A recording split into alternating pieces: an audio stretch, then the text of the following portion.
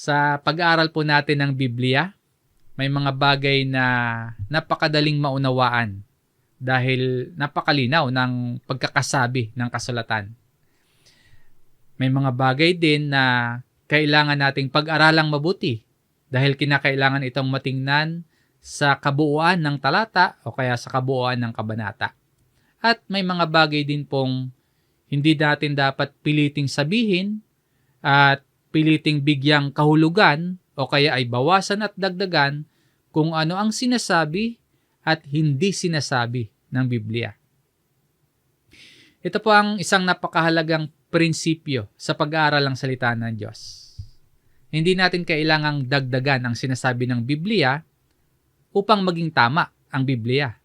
Kung malinaw po ang sinasabi ng kasulatan, tanggapin natin. Kung malinaw na ipinapakita ng kasulatan, paniwalaan natin. At kung hindi tuwirang sinasabi ng kasulatan, maging maingat tayo sa ating paniniwala, maging maingat tayo sa ating pagpapahayag. Dahil ang ating pananampalataya ay hindi dapat nakasalalay sa mga terminong gawa lamang ng tao. Ang ating pananampalataya dapat nakabatay sa kung ano ang ipinahayag ng Diyos sa pamamagitan ng kanyang salita. Ang itinuturo ng Biblia tungkol sa Ama, sa Anak, at sa banal na Espiritu. Pag-aralan po natin ito. Isang pag-aaral sa malinaw na pahayag ng kasulatan. Ang mga salin ng Biblia na atin pong gagamitin, ang Bagong Biblia at New King James Version. Sa ating pag-aaral ngayon, hindi natin layunin na talakayin ang iba't ibang posisyon o kaya iba't ibang damdamin at paniniwala ng mga tao. Hindi rin natin kailangang magbanggit ng iba't ibang pananaw upang malaman kung ano ang dapat nating paniwalaan. Ang tanong po na ating lilinawin, ano mismo ang sinasabi o ano mismo ang sinasaad ng Biblia? At mula sa kasulatan, makikita natin ang tatlong bagay na malinaw nating matututunan. Una, ang Ama ay Diyos. Ikalawa, si Jesucristo, ang Anak, ay Diyos. At ikatlo, ang banal na Espiritu, malinaw na ipinapakilala at kumikilos sa kasulatan bilang banal na Espiritu ng Diyos. At kailangan nating manatili sa kung ano mismo ang ipinapahayag tungkol sa Espiritu. Muli po ang paalala, hindi natin kailangang lumampas sa kasulatan. Hindi natin kailangang bawasan ang sinasabi ng Biblia. At hindi rin natin kailangang dagdagan ito. Sapat na po ang ipinahayag ng Diyos. Simulan natin ang isang katotohanang napakalinaw sa buong kasulatan. Ang Ama ay Diyos. Hindi ito isang bagay na mahirap patunayan. At ito ay pinapaniwalaan ng marami na mula sa simula hanggang sa dulo ng Biblia, makikita nating ang Ama ay ipinapakilala bilang Diyos. Pagbulayan po natin ang sinasabi ng Panginoong Hesus dito sa Juan chapter 17 verse 1 hanggang verse 3. Dito po sa verse 1, nang masabi na ni Jesus ang mga bagay na ito, tumingala siya sa langit at sinabi, Ama, dumating na ang oras. Luwalhatiin mo ang iyong anak upang luwalhatiin ka ng anak. Malinaw po ang pananalita dito ni Jesus. Tinawag niya ang Ama. Ibig sabihin, may kinikilala si Jesus na Ama. At sa verse 2, yamang binigyan mo siya ng otoridad sa lahat ng laman upang bigyan niya ng buhay na walang hanggan ang lahat ng ibinigay mo sa Kanya. Malinaw din po ang pananalita dito ng Panginoong Hesus. May nagbigay sa Kanya, may nagbigay kay Jesus ng otoridad, ang Ama. Makikita natin sa verse 2, may otoridad na ibinigay ang Ama kay Jesus. Ngunit higit na malinaw sa verse 3, ang pagkakakilanlan ng Ama nang sabihin ni Jesus na ikaw, patungkol sa Ama, na binabanggit ni Jesus, ang iisang Diyos na tunay. Ganito po ang nakasulat sa verse 3. At ito ang buhay na walang hanggan, na ikaw ay makilala nila na iisang Diyos na tunay at si Jesucristo na iyong sinugo. Malawak at malalim, ngunit malinaw po ang katuroang ipinapakita sa atin ng mga talatang ating binasa. Ang pagkakakilanlan ng Ama at ni Jesus. Ang pangunahing punto natin dito na binibigyang diin ay ang Ama ay Diyos. Tinawag ni Jesus ang Ama at sinabi ng Panginoon sinabi ng Panginoon Jesus sa Ama, ikaw ay makilala nila na iisang Diyos na tunay. Ang pananalita pong ito, hindi sinabi ng isang apostol lamang. Hindi hinuha ng kung sinong tao lamang, kundi ito po ay panalangin ni Jesus sa Ama. At sa panalangin ito, malinaw po na kinikilala ni Jesus ang Ama bilang Diyos. Ganito rin ang makikita natin sa maraming bahagi ng Bagong Tipan. Halimbawa, sa 1 Corinto chapter 8, dito sa verse 6. Ngunit sa ganang atin ay may isang Diyos, ang Ama, na sa Kanya nagmula ang lahat ng mga bagay at tayo'y para sa Kanya. At may isang Panginoon, si Jesucristo, na sa pamamagitan niya ang lahat ng mga bagay at tayo ay sa pamamagitan niya. Pansinin po natin ang dalawang pagkakakilanlan ng malinaw na binanggit ni Apostol Pablo sa talatang ito. May isang Diyos, ito ang Ama, at may Panginoon, si Jesucristo. Hindi natin kailangang pilitin ang teksto at hindi natin kailangang baguhin ang mga salita. Basahin po lamang natin kung ano ang sinabi dito ni Pablo. Ang Ama ay Diyos. Ito yung ating punto ng pag-aaral. At ito ay dapat na matibay na bahagi ng ating pananampalataya na ang Ama ay Diyos. Dahil malinaw itong ipinapahayag ng kasulatan. So mga kapatid, ang paalala po sa atin ay kapag ang Biblia nagsasaad ng malinaw, dapat malinaw din natin itong paniwalaan. Hindi natin kailangang piliin ang sinasabi ng kasulatan. Ayon dito, ang Diyos na Ama ang siyang ipinakikilala sa atin bilang pinagmulan ng lahat ng mga bagay at tayo'y para sa Kanya. Sa makatuwid po, dapat nating kilalanin ang Ama, dapat nating sambahin, dapat nating pagtiwalaan bilang Diyos. Hindi nakabatay sa tradisyon o kaya sa sinabi lamang ng tao, kundi ito ay batay sa kasulatan. At batay sa mismong pananalita ni Jesus. Di ba? Ang Ama ay Diyos.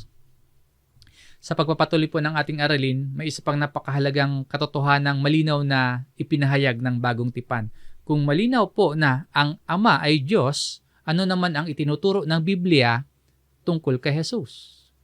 Dumako tayo sa ikalawang katotohanan ng ating pag-aaral.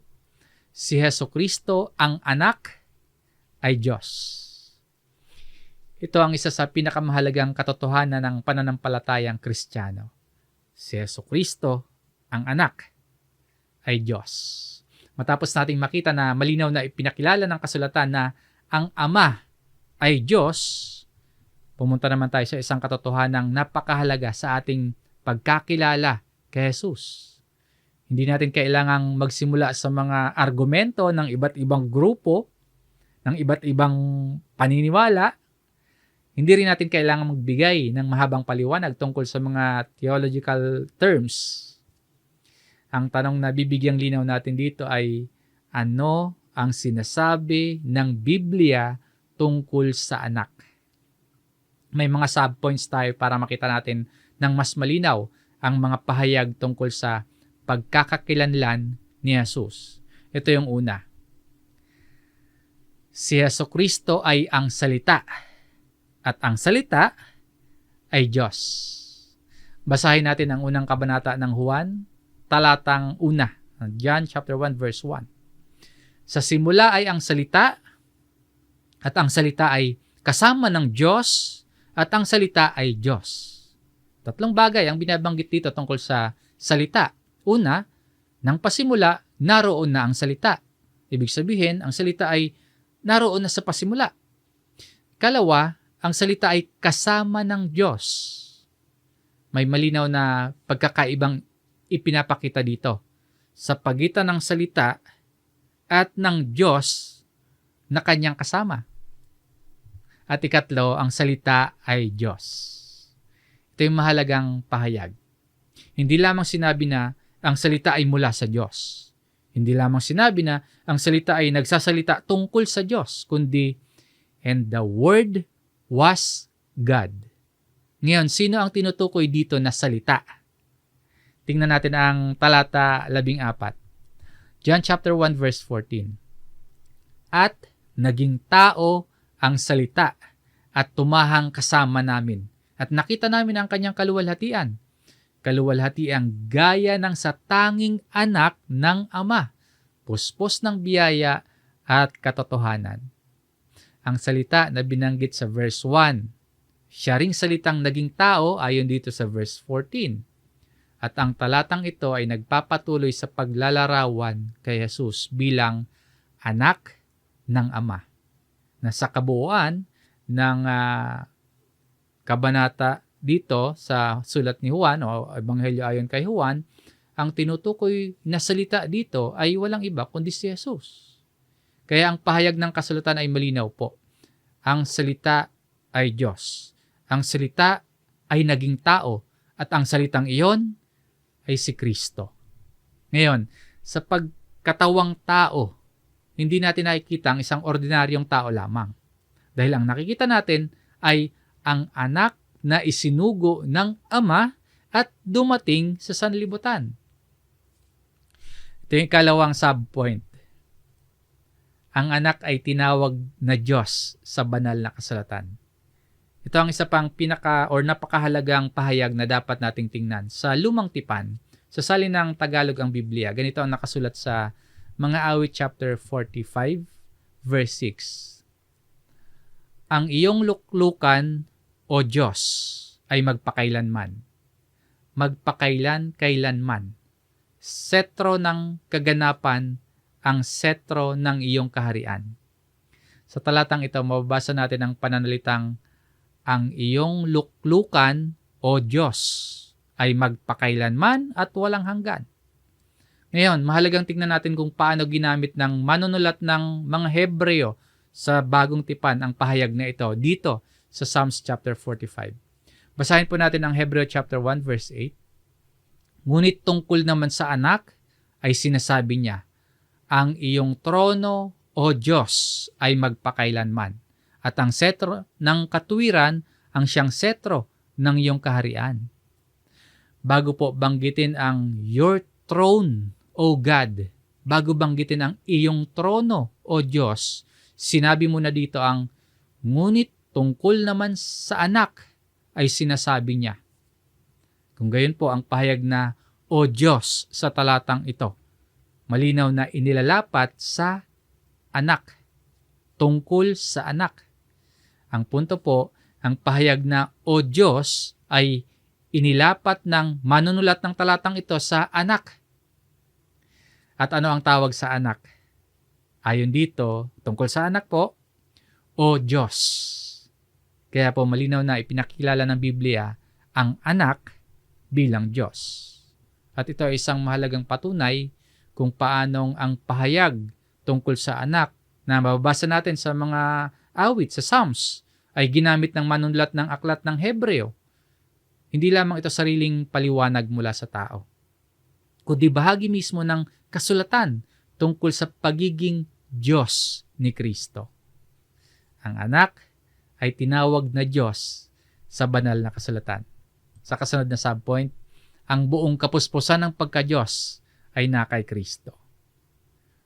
May isa pang napakalinaw na pahayag si Apostol Pablo tungkol kay Kristo. Basahin natin itong Colossus chapter 2 verse 9.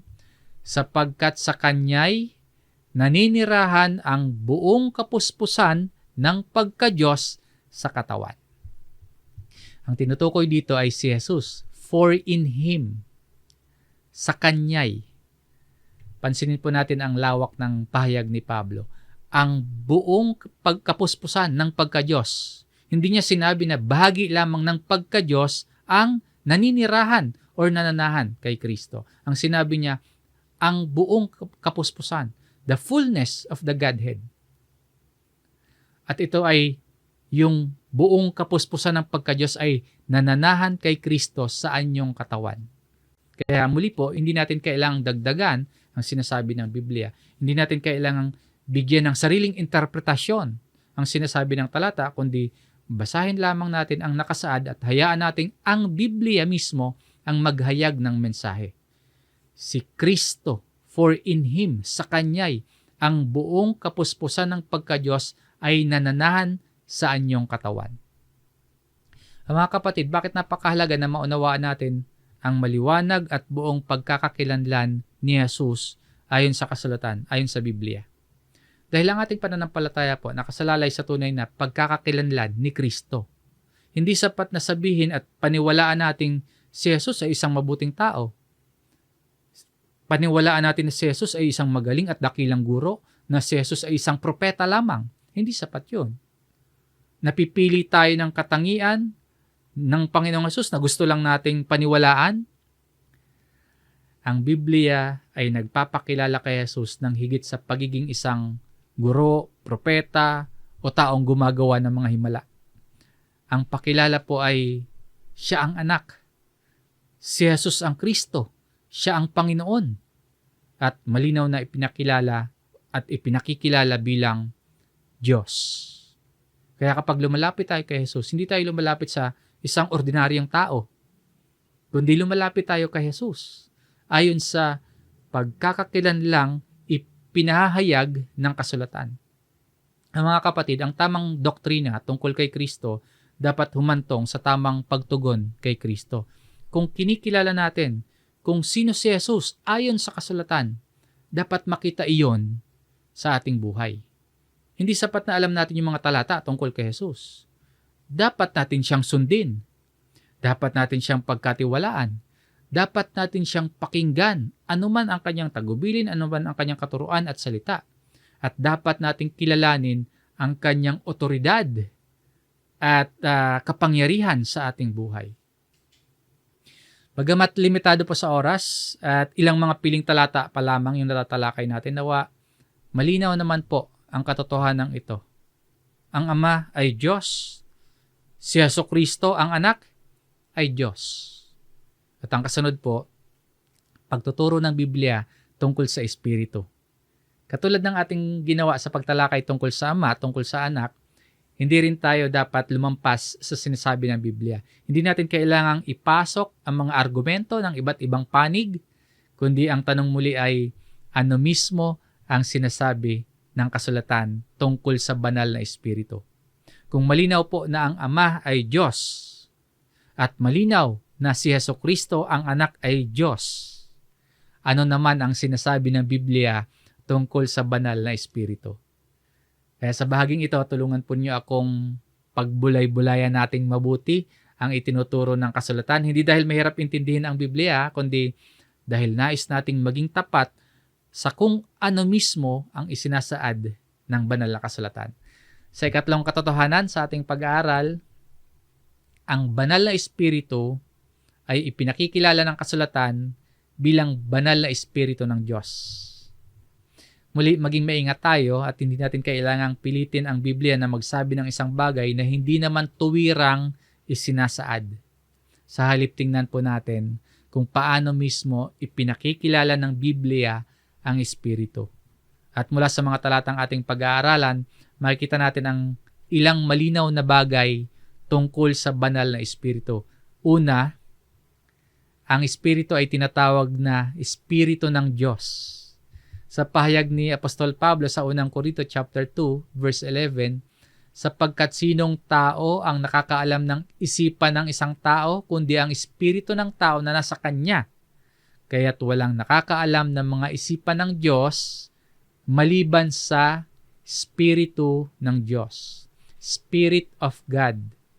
Ito ang isang malinaw na pagpapakilala ng Biblia sa banal na Espiritu. Hindi kailangang dagdagan, hindi kailangang bawasan, hindi rin kailangang palitan. At may mahalagang bagay ang ipinapakita dito si Apostol Pablo sa talatang ito. Walang nakakaalam ng mga isipan o bagay ng Diyos kundi ang Espiritu ng Diyos. Ipinapakita dito ang kaugnayan ng banal na Espiritu sa mga bagay ng Diyos. Kung paano ang Espiritu ng tao ay nakaalam ng mga bagay ng tao na nasa kanya, gayon din po ang Espiritu ng Diyos ay may kaalaman o nakakaalam tungkol sa mga bagay ng Diyos. Malinaw po na ang banal na Espiritu hindi basta binabanggit bilang isang walang kaugnayang konsepto. Dito po, tinatawag ang Espiritu bilang Espiritu ng Diyos. No, Spirit of God.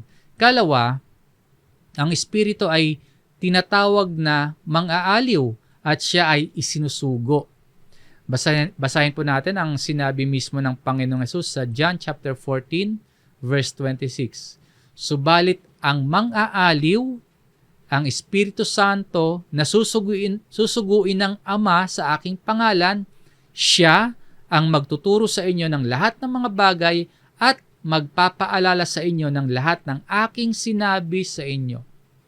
Maraming mahalagang bagay ang makikita natin sa talatang ito patungkol sa banal na Espiritu. Una, ang Espiritu Santo ang mang-aaliw.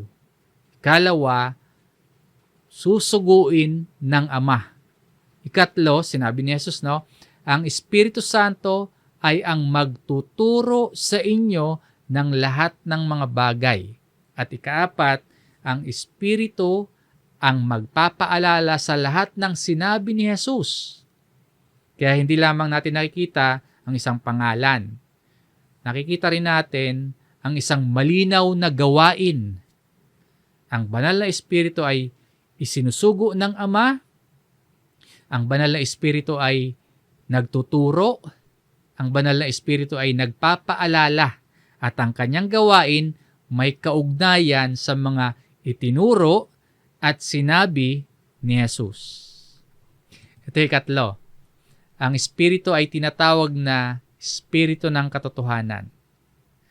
Sa Ebanghelyo, ayon kay Juan sa chapter 14, sa verse 16 at verse 17, at hihingin ko sa Ama, at kayo'y bibigyan niya ng isa pang mang-aaliw upang makasama ninyo siya magpakailanman. Ito ang Espiritu ng katotohanan na hindi kayang tanggapin ng sanlibutan, sapagkat siya'y hindi nito nakikita o nakikilala man. Siya'y nakikilala ninyo, sapagkat siya'y nananatiling kasama ninyo at siya ay mapapa sa inyo. Pansinin po natin ang sinabi ni Jesus patungkol sa Espiritu, the Spirit of Truth. Nananatiling kasama ng mga mananampalataya at hindi naman kayang tanggapin ng sanlibutan. Kaya ang banal na Espiritu hindi lamang binanggit sa isang pangalan ng may malinaw na pagkakakilanlan at malinaw na gawain na ipinapakita tungkol sa Espiritu. At pansinin din natin ang pagkakasunod-sunod ng sinabi ni Jesus. Hihingin ko sa Ama, sabi ng Panginoon. Kayo'y bibigyan niya. Muli, hindi natin kailangang burahin ang mga pagkakaibang ipinapakita ng teksto, ng mga talata. May Ama, may Anak na nagsasalita si Jesus, at may Espiritu ng katotohanan na ipagkakaloob at makakasama ng mga mananampalataya. Ito yung kaapat na subpoint, ang Espiritu ang patnubay sa katotohanan at luluwalhatiin si Jesus. Sa Juan chapter 16, makikita natin ang karagdagang paglalarawan patungkol sa Espiritu. Sa verse 13, gayunmay kung siya, ang Espiritu ng katotohanan ay dumating, ay papatnubayan niya kayo sa buong katotohanan, sapagkat hindi siya magsasalita ng mula sa kanyang sarili, kundi ang anumang bagay na kanyang marinig, ang mga ito ang kanyang sasalitain, at kanyang ipahahayag sa inyo ang mga bagay na magsisidating. Sa verse 14, luluwalhatiin niya ako, sapagkat kanyang tatanggapin ang sa akin at sa inyo'y ipahahayag niya. Pansinin po natin ang malinaw na gawain ng Espiritu na malinaw ding binabanggit dito ng Panginoong Hesus. Papatnubayan tayo sa buong katotohanan at luluwalhatiin si Jesus. Ibig sabihin, ang gawain ng Espiritu may malinaw na kaugnayan kay Kristo at sa katotohanang ipinahayag ni Kristo. Napakahalagang malinaw ito sa ating pag-aaral. Ang banal na Espiritu, hindi inilalarawan ng Biblia bilang isang hiwalay na paksa na walang kaugnayan sa Ama at walang kaugnayan sa Anak, kundi ipinakikilala bilang Espiritu ng Diyos, bilang banal na Espiritu at Espiritu ng katotohanan na gumagawa ayon sa ipinahayag ng Diyos at nagpapatotoo at luluwalhati kay Kristo. Mga kapatid, kailangan nating kilalanin ang banal na Espiritu ayon sa pagkakakilanlang ibinibigay mismo ng Biblia. Hindi natin kailangang gumawa ng ibang pangalan, hindi natin kailangang magdagdag ng mga katangiang hindi malinaw na ipinahayag. At hindi rin natin kailangang alisin ang mga bagay na malinaw na sinasabi ng Biblia. Kung ang Espiritu tinawag ng kasulatan na banal na Espiritu, tanggapin natin. Kung tinawag na Espiritu ng Diyos, tanggapin natin. Kung tinawag na Espiritu ng katotohanan, tanggapin natin. Kung sinabi ng Biblia na nagtuturo, nagpapaalala, pumapatnubay, nagpapatotoo at lumaluwalhati kay Kristo, tanggapin natin. Bago tayo magtapos, balikan natin ang tatlong pangunahing katotohanan na pinag-aralan natin. Una, ang Ama ay Diyos. Malinaw itong sinabi ni Jesus. John chapter 17 verse 3, ikaw ang isang Diyos na tunay. Ikalawa, si Jesucristo ang anak ay Diyos. Sinabi ng Biblia, ang salita ay Diyos. At tungkol sa anak, sinabi din ng kasulatan, ang iyong trono o Diyos. At sinabi rin sa kanya'y nananahan ang buong kapuspusan ng pagka-Diyos sa katawan. Yun yung binabanggit ng kasulatan patungkol sa anak. Ang ikatlo, ang banal na Espiritu ay ipinakikilala ng kasulatan bilang banal na Espiritu ng Diyos.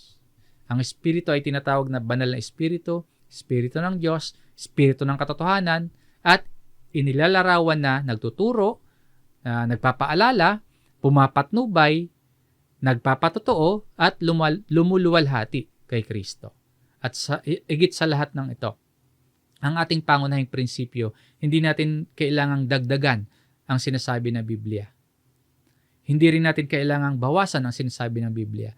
Ang kailangan natin ay maging tapat sa ipinahayag ng Diyos sa pamagitan ng Biblia. So mga kapatid, pinag-aaralan natin ang mga bagay na ito para mapanatili at mapanariwa sa ating lahat ang aral na taglay ng ating kalipunan.